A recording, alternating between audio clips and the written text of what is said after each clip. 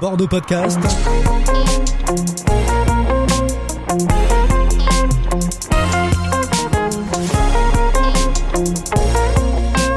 Les Apicurieuses reçoivent Gilles Garçon, une émission animée par Sandrine Lajusse. Nouveau rendez-vous pour bordeauxpodcast.com et nouvelle équipe pour cette plateforme de podcast consacrée à Bordeaux, un Bordeaux comme vous ne l'avez jamais entendu ni écouté. Les Apicurieuses, une joyeuse bande de femmes venues d'horizons divers et différents, engagées et impliquées dans la vie de la cité, vont être au cœur de l'actualité. Avec Nathalie, Sylvie, Mélusine et Fabienne, les candidats à la mairie de Bordeaux vont se mettre à table. Une série de podcasts consacrés à ces élections municipales qui auront lieu les 15 et 22 mars prochains, où vous allez découvrir ces candidats d'une manière plus personnelle et festive, puisque nous sommes installés à la Réserve, lieu désormais incontournable des soirées bordelaises, accueillis et coucounés par Fred, son irrésistible patron, et toute sa formidable équipe. Il est le chef de file de la liste Le Temps des Bordelais. Soutenu par le parti l'Union populaire républicaine, il s'est lancé à la conquête de la mairie de Bordeaux, objet de bien des convoitises cette année. Gilles Garçon, bonsoir et merci d'avoir accepté de vous mettre à table avec les Apicurieuses. Merci à vous de me recevoir et enchanté de faire votre connaissance. Alors autour de vous ce soir, justement, Nathalie et Sylvie, des femmes engagées et impliquées dans la vie à tous les sens du terme, la vie de la cité, leur vie professionnelle, comme leur vie privée. Bonsoir. Bonsoir. Gilles Garçon, est-ce que vous aimez vous mettre à table au sens propre comme au sens figuré ? Écoutez, c'est pas forcément les caractéristiques des hommes de se livrer, mais écoutez, je vais me plier à ce travail. Cet exercice, c'est pas un travail. Oui, à cet exercice, oui, mais allons-y. Vous êtes timide ? Quand j'aurai bu un verre de vin, ça ira mieux. Allez-y, comment ? Si on trinquait. Avec modération. Oui, pardon. Allez, je me livre. Est-ce que vous aimez vous mettre à table au sens propre ? Une bonne table, une bonne fête ? Ah oui, tout à fait. Ah oui, bien sûr. Oui, j'aime bien manger, j'aime boire et j'aime bien boire. Donc là, vous êtes gâtés à Bordeaux ? Oui, enfin, on est gâtés, en manière générale, on est gâtés partout en France. Oui, voilà. Partout en France, c'est vrai. Et à Bordeaux, on peut faire parfois de belles découvertes. Là, vous êtes né à Paris le 11 mai 1958, sous le signe de De Gaulle. Oui, c'est ça. Il y en a qui naissent sous le signe du taureau, vous aussi d'ailleurs, mais il y en a d'autres qui naissent sous le signe de De Gaulle. Et ce qui vous a marqué ? Ça semble m'avoir marqué. Oui, je suis né le 11 mai. Le général arrivera au pouvoir le 13 mai. Voilà, j'ai passé toute ma jeunesse et toute mon enfance bercé par la politique menée par le général en France. Oui, ça m'a marqué. Oui. Je reconnais en lui une forme de père spirituel. C'est quelqu'un qui vous touche ? Oui, énormément. On parlait politique à la maison alors ? Jamais. Alors jamais. Comment vous en entendiez parler petit ? Je ne sais pas, je ne l'explique pas. C'était un grand étonnement de mes parents de me voir figé devant la télévision. Alors à l'époque, c'était les jeudis, les enfants n'allaient pas à l'école le jeudi. J'étais vraiment extatique devant la télévision à regarder les débats parlementaires. Et vous étiez seul de la famille ? Très jeune, je ne sais pas, 10 ans. Oui, je sais, c'est particulier. Mais c'est étrange, mais... Voilà, j'avais pas des activités de garçon de mon âge. Oui, vous, les terrains de foot, c'était les débats sur la chaîne parlementaire. Ce qui n'existait pas d'ailleurs. Il n'y avait qu'une seule chaîne, je pense, à l'époque. Oui, donc c'est ça, et c'est en noir et blanc. 3 peut-être quand même, non ? Non, je vous assure, en noir et blanc. Noir et blanc et une seule chaîne, oui. Vos parents, ça les intéressait pas du tout ? Absolument pas.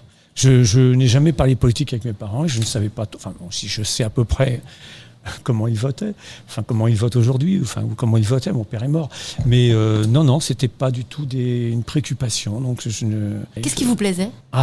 Entendre parler les gens peut-être. Et puis j'aimais bien le côté polémique. À cette époque-là, il y avait des engueulades à la télévision. Il y en a toujours. Hein. Oh, moins. Rappelle-toi, Marché et tout ça, c'était drôle. C'est beaucoup plus policé, Aujourd'hui, on ne peut pas dire des choses qu'on disait auparavant, quoi. Voilà, donc les noms d'oiseaux volaient. Maintenant, ils volent sur les réseaux sociaux, les noms d'oiseaux. Donc yes. Oui, mais avec une forme d'anonymat, c'est pas forcément une bonne chose. Au moins, à l'époque, les gens assumaient ce qu'ils disaient, quoi. Voilà.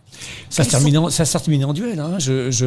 L'ancien maire de Marseille, Gaston Defferre, avait croisé le fer avec un député gaulliste, je crois. D'ailleurs, il avait gagné. Ils s'étaient battus en duel ? Oui, tout à fait.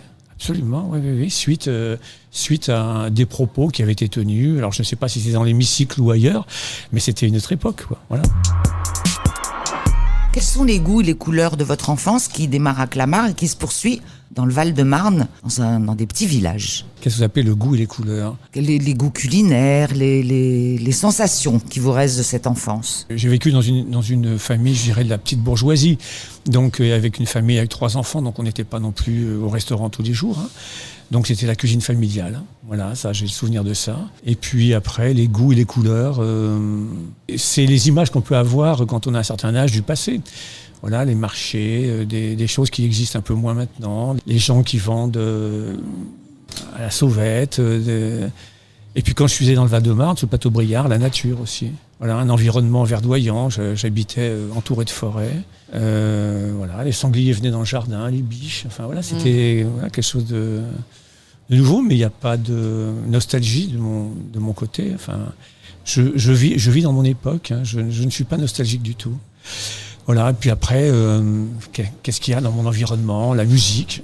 Je suis un fan de variété française. N'allez pas chercher chez moi un érudit en musique classique.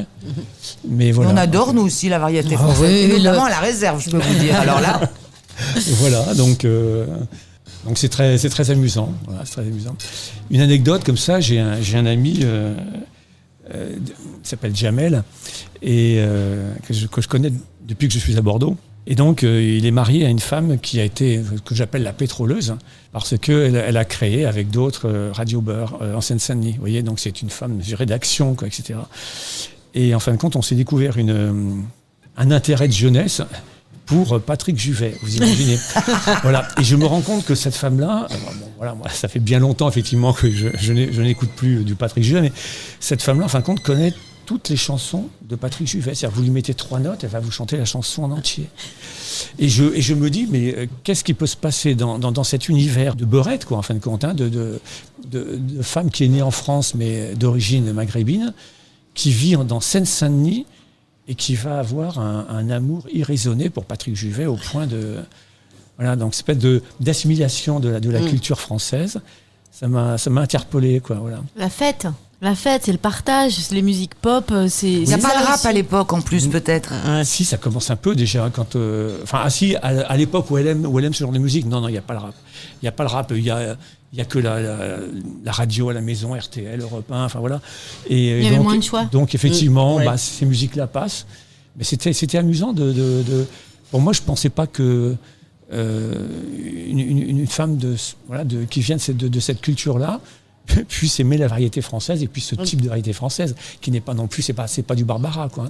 Voilà, non, mais c'est bien, ça montre une intégration bien faite. En fait, elle a complètement assimilé la culture, si on peut parler de culture pour Patrick Juvet. Peut-être que on présente les choses tellement d'une manière noire que quand on voit des choses comme ça qui sont en fin de compte normales, on est étonné. Et des situations comme ça, alors bon là c'est anecdotique, hein, mais des situations comme ça, il y en a énormément.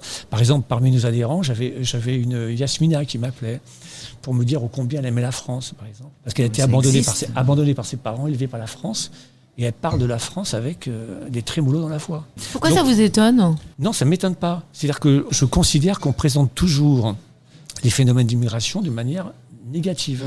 C'est toujours les voitures qui brûlent, les batailles rangées, le trafic de drogue, c'est des choses comme ça. Mais c'est aussi des belles choses, quoi. Alors vous, votre enfance, elle est un peu solitaire, mais vous vous engagez très jeune à l'Union des jeunes pour le progrès. Oui, à 16 ans. Toujours de Gaulle.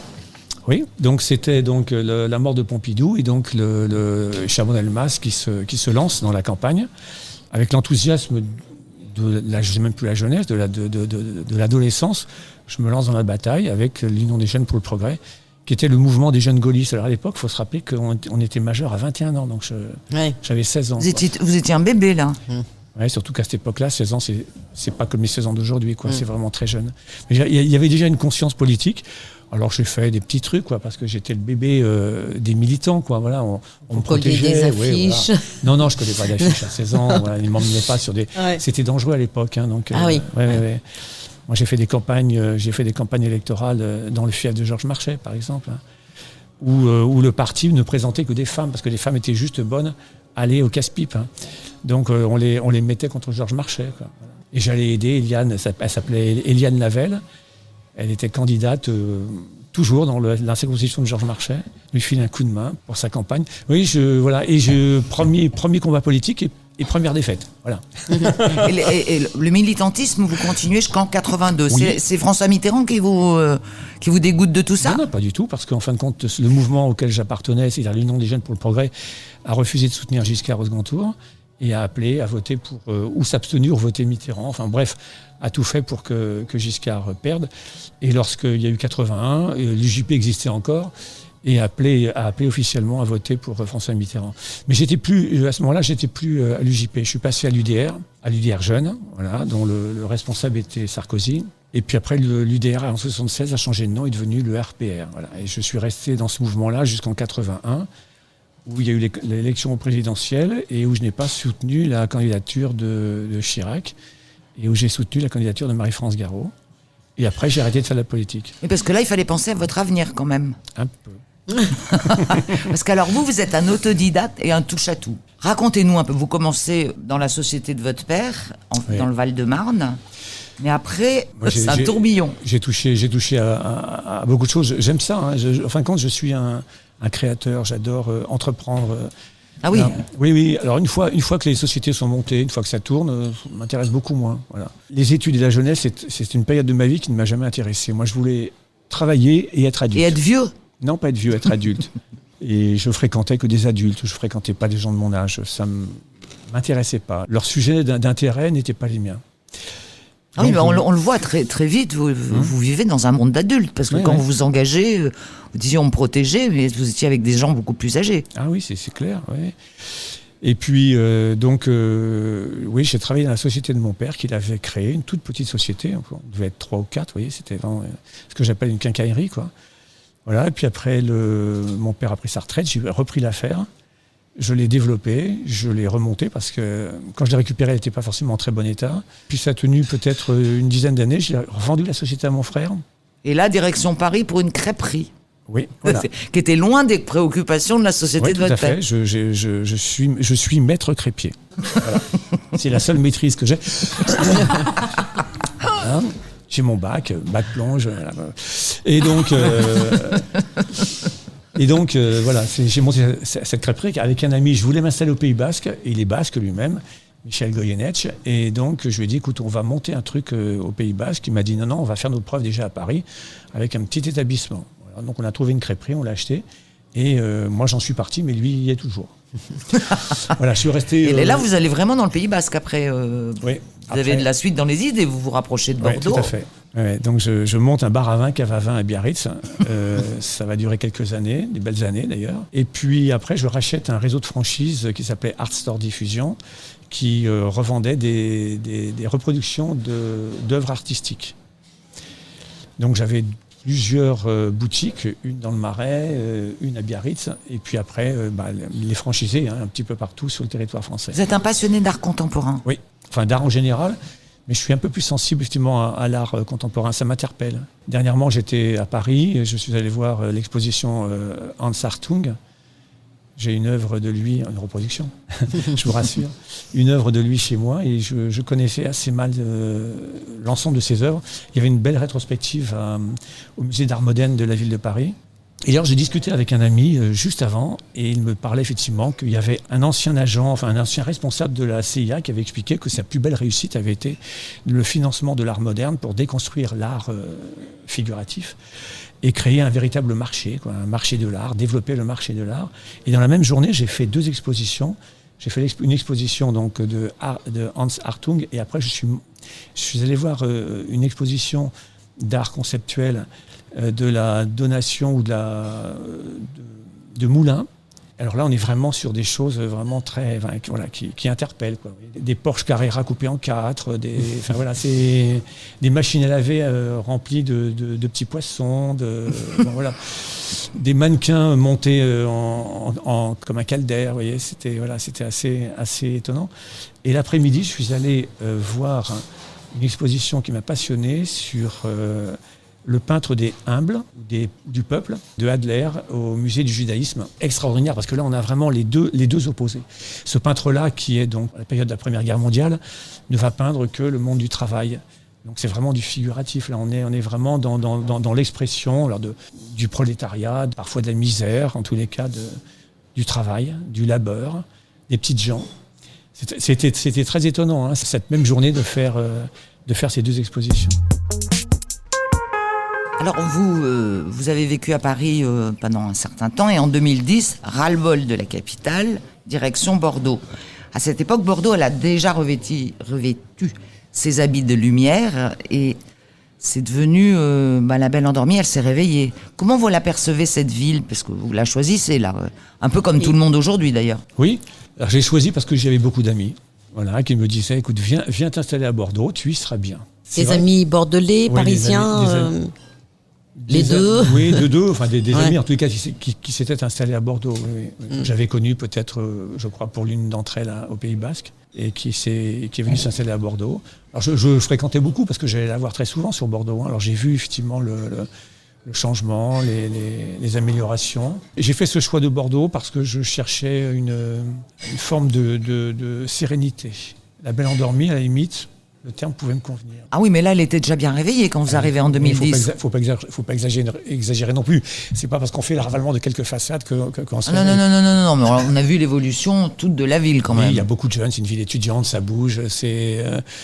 Vous n'avez pas vécu dans les années 70. J'y passais, mais ça me faisait vraiment pas envie de m'y arrêter. Quand je voyais ces façades noires, cette crasse, cette saleté... non, j'avais une passion pour Toulouse, par exemple. Grande concurrente de Bordeaux, quand même. Il faut faire attention à ce qu'on dit. Je crois que les rapports se sont inversés aujourd'hui. Les gens préfèrent venir à Bordeaux qu'à Toulouse. Ça commence, enfin, elles sont en concurrence directe, mais à la limite, tant mieux. Hein. La concurrence fait que...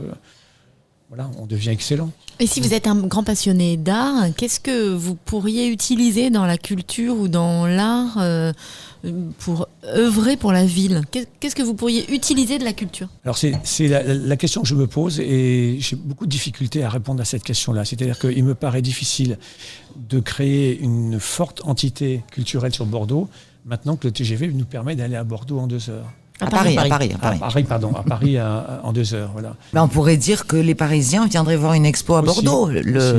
Oui. L'inverse peut être vrai. Je pense qu'il y a peut-être des choses à faire au niveau du musée d'art contemporain par rapport à la programmation, que je trouve, alors je ne voudrais pas être méchant, mais un peu indigente. Mais tout à l'heure, vous parliez d'intégration, vous parliez aussi de mixité, vous avez beaucoup parlé des femmes, mine de rien.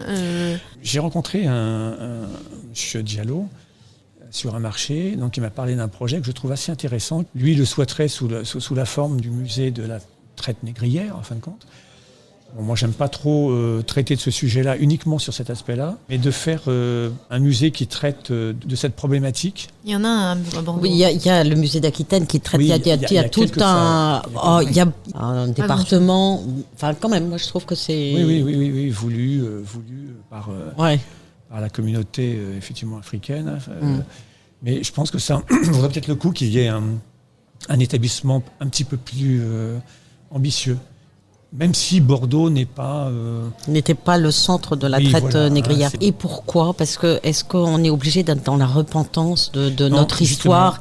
C'est notre histoire aussi. Non, mais c'est notre histoire. Mais est-ce que c'est notre histoire. Est-ce qu'on est obligé de se flageller là-dessus? Non, je le vois pas du tout comme ça. Lorsque je suis allé à New York, je suis allé visiter l'île où accostaient tous les immigrés. Je trouve que c'est merveilleux. Enfin, je ne sais pas si vous l'avez vu, mais c'est extrêmement touchant. La scénographie est fantastique parce qu'elle reste malgré tout extrêmement sobre. On a l'impression que tout est resté un petit peu en l'état. C'est vrai. Et malgré tout, on est complètement imprégné par ce cheminement des migrants qui sont arrivés, qui ont été triés un peu comme du bétail, où on évaluait... Oui, mais c'était quand même terre d'accueil. Oui.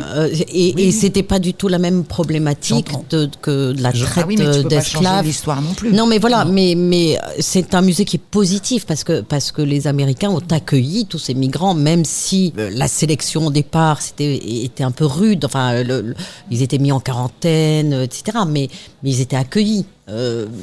C'est pas tout à fait la même chose que notre histoire. Non, je dis pas que c'est la même chose. Je dis qu'il y a peut-être matière là à imaginer un musée ou un lieu qui utilise cet axe-là pour parler de ce qui a été en France la traite négrière, mais d'une manière générale de ces nouvelles formes de domination qui continuent à exister aujourd'hui. Parce que je considère qu'un peuple qui n'est pas souverain, par exemple, est un peuple qui devient esclave. Et l'esclavagisme moderne ne prend pas forcément l'aspect d'un esclavagisme racial, mais qui peut prendre aussi d'autres aspects. Donc il ne s'agit pas de faire un musée politique non plus, mais il s'agit de dire que les phénomènes d'esclavagisme, il faut être attentif à ça. Voilà. Donc après on peut alors ça nous fait revenir dans la politique. C'est-à-dire que je considère qu'aujourd'hui, la grande majorité de la population française s'appauvrit, petit à petit va devenir esclave d'un système. Revenons à Bordeaux. Quand vous revenez à Bordeaux, vous réengagez après quelques années où vous ne militez plus et vous vous engagez à droite, à gauche. Et vous tombez, si je puis dire, sur l'Union populaire républicaine. Et aujourd'hui, vous êtes candidat à la mairie de Bordeaux en voulant rendre Bordeaux aux Bordelais. Ça veut dire quoi ? Quand je suis arrivé à Bordeaux, je me suis engagé à l'UDI parce que je trouvais que le message de Borloo était intéressant. Je trouvais un mouvement qui puisse apaiser la société française. Alors je me suis dit que peut-être le centrisme était le bon positionnement pour ça. Sentant qu'il y allait y avoir, enfin qu'il y avait et qu'il allait y avoir de plus en plus de tensions dans la société, avec des riches qui deviennent de plus en plus riches et des classes moyennes qui s'appauvrissent et des pauvres qui deviennent de plus en plus pauvres. Et j'ai découvert en 2017 François Asselineau. Je connaissais ni le personnage ni le mouvement politique, et j'ai entendu ce que ce monsieur avait à dire et je me suis intéressé à lui, quoi. Là, je suis allé sur Internet, j'ai regardé. J'ai écouté ses conférences et puis j'ai lu ce qu'on disait de lui, et compte tenu que ce que l'on dit de lui c'est pas très valorisant, eh bien j'ai décidé d'aller voir par moi-même. J'ai toujours eu l'esprit critique. On me mettra pas dans la tête ce à quoi j'ai pas envie de croire. Donc j'ai cet esprit critique. Donc je suis allé aux universités d'Automne et j'ai découvert un mouvement politique nouveau, totalement démocratique, avec des gens extrêmement évolués politiquement, avec un discours structuré. C'est quoi extrêmement évolué politiquement ? C'est des gens qui ont une vraie réflexion. C'est des gens qui ont réfléchi aux problèmes, qui sont allés au fond des problèmes, pour trouver les explications. On fait tous, et puis vous aussi sans doute, le même constat. Voilà. On vote à droite, on vote à gauche, on vote au centre, on s'abstient, on vote écologique, parfois on vote aux extrêmes. Rien n'y fait. C'est toujours la même politique qui est appliquée. Alors au bout d'un moment, il faut bien finir par se poser des questions. C'est-à-dire que pourquoi, quelle que soit notre manière de voter, c'est toujours la même politique qui est appliquée. Les conclusions qui ont été amenées par ce mouvement politique, c'est notre appartenance à l'Union européenne. La conclusion, c'est quoi ? Le fait d'appartenir à l'Union européenne fait que nous sommes enfermés dans un carcan, qui sont donc le traité sur le fonctionnement, le TFUE, le traité sur le fonctionnement de l'Union européenne, qui décline un certain nombre d'obligations auxquelles tous les États membres doivent se plier. Donc vous pensez qu'il faudrait qu'on sorte de l'Union européenne ? Alors j'aime pas trop le terme sortir, j'aimerais bien qu'on se libère. Oui. Qu'on s'en libère. On parle de Bordeaux comme un petit Paris, les loyers ont explosé quand même depuis, et vous parliez de la différence de plus en plus grande entre les plus riches et les plus pauvres. Qu'est-ce que vous voulez faire pour ne pas vider les quartiers de Bordeaux, le centre de Bordeaux, d'une certaine population qui va forcément être obligée de partir ? La gentrification est inéluctable. Maintenant, on peut la freiner. Il existe 2 axes sur lesquels on peut agir. Les logements vides et inoccupés, à peu près entre 9 et 12 000. Et ce sont tous ces logements qui passent en saisonnier, les Airbnb et autres plateformes. On les estime à peu près à 6 000. On en a un potentiel relativement important. Alors il faut jouer sur plusieurs aspects. Dans tout ce que je propose, c'est jamais le bâton, c'est le bâton et la carotte. C'est-à-dire qu'il faut agir de deux côtés, il faut offrir des alternatives aux gens. J'avais un ami qui m'expliquait qu'effectivement, il avait perdu son boulot, il avait un appartement, il voulait absolument pas prendre le risque de prendre un locataire qui risque de ne pas le payer, parce qu'il avait des crédits sur cet appartement, et que la seule solution pour lui pour s'en sortir, c'était de le mettre en location saisonnière. Donc moi j'ai bien conscience effectivement qu'il y a autant de cas qu'il y a de personnes. Donc il faut faire attention. Donc il ne s'agit pas... Voilà. Faut réguler le... Oui, je propose de créer donc, ce que j'appelle une régie municipale du logement qui va prendre en charge l'intégralité des problématiques sur ces 2 types de logements. Les logements qui sont inoccupés, soit appartiennent aux institutionnels, donc des gens qui investissent et qui le laissent sans occupant, parce que de toute façon, la flambée des prix fait qu'ils gagnent suffisamment d'argent avec l'augmentation du mètre carré. Et puis sinon, vous avez des appartements qui appartiennent à des personnes âgées qui n'ont plus la force de s'occuper de ces choses-là. C'est trop compliqué, les loyers. Enfin, bon. Et puis vous avez des gens qui ont des logements dans un tel état d'insalubrité que le remettre en état, ça coûterait des fortunes et ils n'ont pas du tout envie de se lancer là-dedans.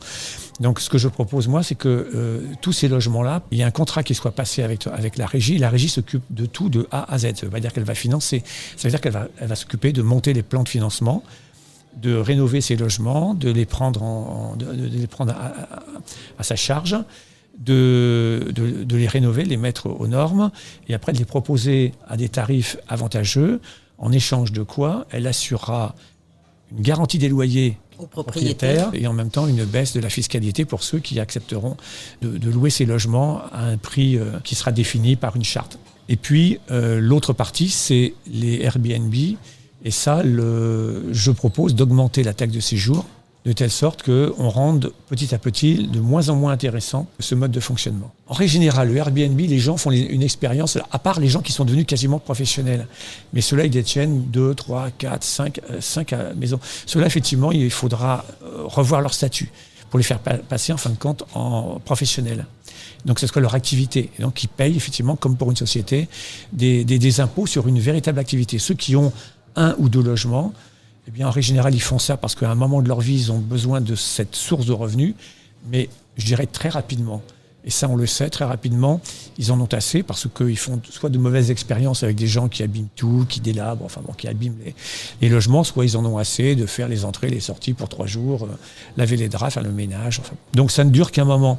Donc il y a un moment où il faut, en augmentant petit à petit la taxe de séjour sur ce type de logement, permettre à ces personnes-là de reconsidérer la mise en location de leur logement, à travers toujours cet organisme que je veux créer, où on prendra tout en charge. Bon voilà, ça ce sont 2 axes principaux. Après, moi je suis aussi pour un moratoire, c'est-à-dire pour arrêter les constructions sur Bordeaux. Parce qu'on parle du logement, mais il y a des tas d'autres problèmes. Et alors j'allais y venir, il y a des tas d'autres problèmes. Qui dit petit Paris dit grand bordel quand même.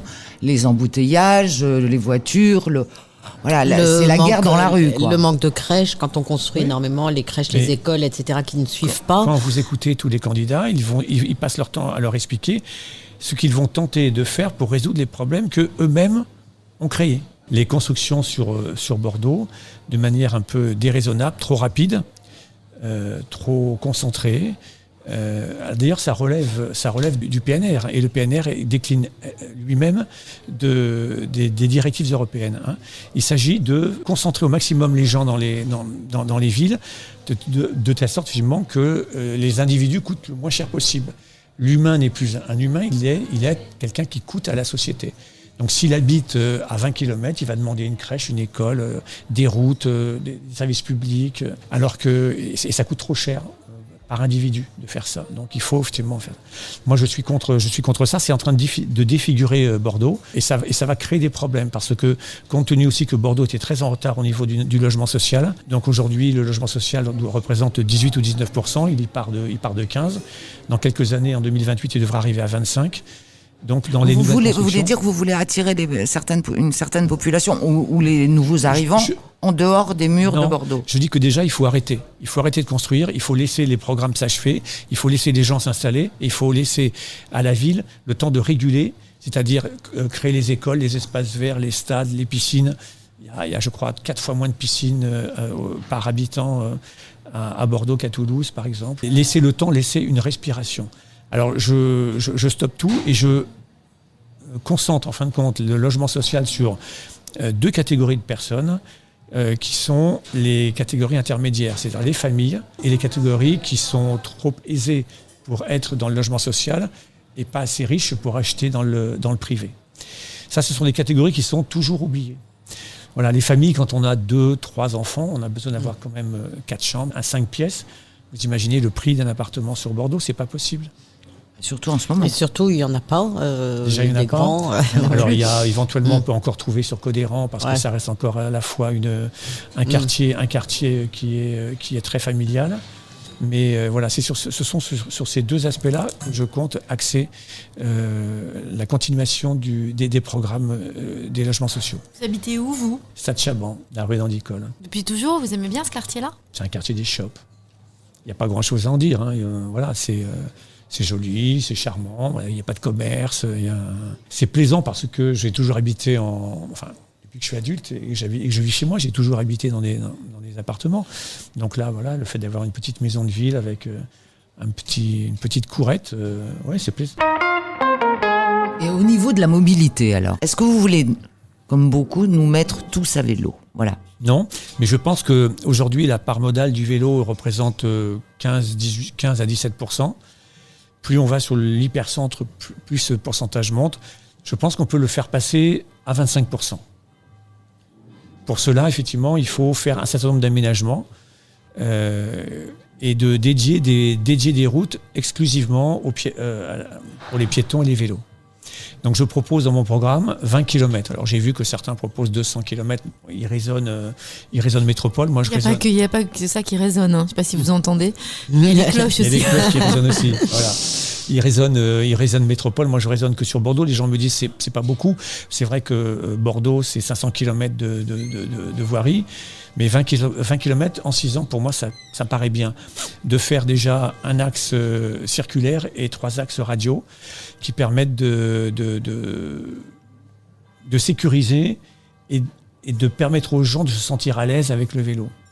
Je veux aussi qu'il y ait... Il faut aussi penser aux piétons qui ont besoin de se sentir à l'aise avec ces piétons et avec vélo. les cyclistes. Oui, mais on ne peut pas mélanger piétons et vélo. Hein. Là, vous me parlez de ça. Je suis venue à pied, j'ai fait 500 mètres et 2 vélos, une avec son téléphone portable zigzagant, a failli me renverser, et l'autre roulait sur le trottoir où il y avait déjà des voitures garées sur le trottoir. Moi, je pouvais à peine passer entre les deux et un vélo qui me fonce dedans. Donc ça, c'est insupportable. Le vélo et le piéton, il ne faut pas tout mélanger. C'est pas possible d'avoir piéton et vélo mélangés. Il faut qu'il y ait un partage. Il faut qu'il y ait un partage de la voirie. Je n'ai pas une vision, je dirais, monolithique du transport. Je vous ai parlé du vélo parce que voilà, je pense que c'est déjà une réponse. Ça peut pas être toutes les réponses. Après, vous savez que dans notre programme, on a un axe important qui est le référendum d'initiative locale. Premier projet qu'on mettra à référendum, après avoir une grande discussion, c'est le libre accès au transport. Je ne parle pas de gratuité, parce que ça, je n'aime pas trop ce terme-là, rien n'est gratuit. Ça, c'est une question qu'il faudra aborder. Le libre accès, la gratuité, c'est quoi la différence ? Non, la différence, c'est de la sémantique. C'est-à-dire que moi, je ne veux pas je ne veux pas laisser entendre aux gens que c'est gratuit. Non, c'est pas gratuit. Ils le paieront d'une autre manière, par leurs impôts. Bon. Mais aujourd'hui, un ticket à 1,70 €, les 2 tiers sont déjà payés par la collectivité. Et vous avez à peu près 11% des gens qui voyagent en titre de transport. Donc on va dire que déjà, grandement, le transport est presque en libre accès. Donc il reste juste un petit tiers à prendre en charge par la collectivité. Enfin, en libre accès, quand vous voyagez sans titre de transport et vous vous faites piquer, c'est 75 € quand même. Oui, je sais bien. Alors, mais ce qui est normal. Néanmoins, ce qui est normal. Non, mais vous dites, Enfin, il y en a plein qui voyagent gratuitement, mais bon, c'est de la fraude. Oui, il y a 11% des gens. C'est les statistiques de TBM qui, voilà, c'est à peu près stable d'année en année. 11% des gens qui ne payent pas leur trajet. Donc là, il faudrait avoir une grande discussion. Après, je souhaite multiplier les navettes, par exemple, dans le centre-ville, et que les navettes deviennent gratuites. De telle manière que pour les petits déplacements, on puisse, à n'importe quel moment, décider de prendre la navette, parce qu'elle est là, elle passe devant, voilà. Et ce sont des navettes qui fonctionneraient un peu comme elles fonctionnent aujourd'hui. C'est-à-dire qu'il y a certains trajets, mais elles s'arrêtent quand on les appelle pour monter, et elles s'arrêtent quand on appuie sur le bouton, quand on a envie de descendre. Voilà, donc c'est-à-dire presque faire du porte-à-porte, quoi. Voilà, ça c'est une deuxième possibilité. Après, je suis pas contre la voiture, puisqu'on est sans doute les seuls à proposer la réouverture du pont de Pierre, dans le sens uniquement de rive gauche vers la rive droite, et limité aux véhicules de moins de 3,5 tonnes. C'est assez facile à mettre en place. Il suffit de mettre des capteurs au sol avec une forme d'indication avec vert ou rouge. Quand on passe et quand on arrive devant, on sait si le véhicule peut rentrer ou pas sur le pont. Ça, c'est pour désengorger et pour permettre aux gens de sortir de Bordeaux le plus rapidement possible. Alors, c'est une proposition que je fais. Et lorsque le pont Simone Veil sera livré, à ce moment-là, on pourra... Avec du retard ? Donc Alors, ça va aussi oui, là, tout plomber... d'un coup, le pont arrive plus vite là, à l'approche des élections. Ah oui, mais tiens, bizarrement. On gagne 2 ans. Voilà. Bon, on verra bien après les élections ce qu'il en sera. Mais en tous les cas, il faudra se reposer la question du pont de Pierre.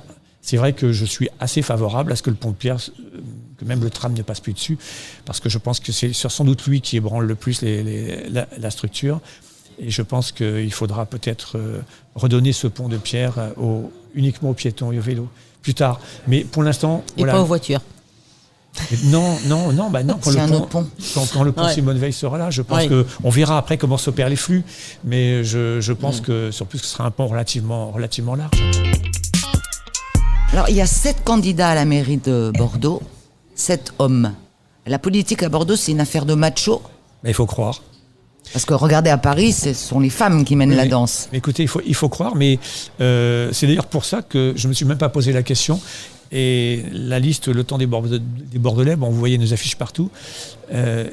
Sur nos affiches, je présente avec Julia Vincenzi, donc une femme, et j'ai tenu à ce qu'elle soit à mes côtés, justement parce que pour féminiser un petit peu cette campagne, pour prouver ce qu'est la parité dans les faits, pour éviter la personnalisation des candidatures, effectivement que des hommes, pour limiter la testostérone aussi. Enfin voilà. Bon, et puis en fin de compte, c'est une marque maintenant qui, voilà, c'est-à-dire que quand on voit nos affiches avec un homme, une femme, et du coup, tous les candidats ont ça. C'est-à-dire que comme il n'y a que des hommes qui se présentent vraiment, et tous nous disent oui, mais ma première sur la tête de liste, c'est une femme, on a respecté la parité, etc. Ça, c'est obligé. C'est obligé. Donc, mais voilà, mais c'est très étonnant quand même qu'il n'y ait pas une femme qui est. Allez-y, mesdames. Non. Je vais vous dire, vous savez, on sera candidat, donc on aura rassemblé 65 plus 2 suppléants, 67 candidats, dont la moitié de femmes. Un peu moins de la moitié, puisque c'est un nombre impair et la tête de liste est un homme. Mais on a eu les plus grandes difficultés à trouver des femmes. Les plus grandes difficultés. Comment vous expliquez ça ? Elles n'osent pas. J'ai un ami qui est responsable de Europe Écologie Les Verts, et on se voit souvent, et je discutais avec lui, je lui parlais de ce problème-là. Et je lui disais, on a, dans notre parti, on a, comme dans tous les partis d'ailleurs, 30% de nos effectifs sont des femmes. C'est-à-dire que 70% sont des hommes. Ouais. Et quand on fait des réunions tous les mois à l'Athénée, et les femmes prennent très rarement la parole. Et en tant que responsable de l'UPR pour la Gironde, j'essaie de leur donner la parole. Elles ont beaucoup de difficultés à prendre la parole. Et je demandais à Olivier, je lui disais, mais comment vous faites-vous à Europe Écologie Les Verts ? Il me dit, eh bien nous, dans nos réunions, quand un homme prend la parole, le suivant est une femme, et tant qu'une femme n'a pas parlé, un homme ne reprend pas la parole. J'ai essayé de mettre ça en place dans mon mouvement. Il y a eu des remous. Est-ce que, comme vous venez de le faire avec nous, on vous en remercie, vous leur offrez des roses à chaque réunion ? Je vois que vous avez été sensible à mon geste. Je ne sais pas si les autres candidats ont été aussi délicats que moi. Mais bon, écoutez, non, je leur offre pas des roses. Je leur offre la parole et la possibilité de s'exprimer. Voilà, j'ai toujours voulu promouvoir les femmes en politique. Je trouve qu'elles ont une autre manière de voir les choses. C'est beaucoup plus pragmatique. De toute façon, c'est complémentaire. Oui, ça m'étonne à Bordeaux parce qu'il y a quand même un potentiel de femmes engagées, etc. Mais voilà. Alors qu'à Paris, il n'y a que des femmes. Et c'est dommage, je trouve, pour une ville comme Bordeaux. Vous savez ce qu'on dit toujours, c'est une femme en politique ne peut pas se permettre d'être médiocre. Voilà. Les hommes peuvent l'être. Oui, tout à fait. Une femme, non. Voilà. On lui fera pas de cadeau. C'était François Giroud qui disait l'égalité homme-femme sera vraiment acquis lorsqu'on mettra une femme incompétente à un poste important. Vous avez tout résumé, c'est ça. C'est exactement ça. Écoutez, merci beaucoup d'être venu nous voir, Gilles Garçon, ce soir, et rendez-vous le 15 mars devant les urnes. Merci à vous de m'avoir accueilli, et merci à vos auditeurs.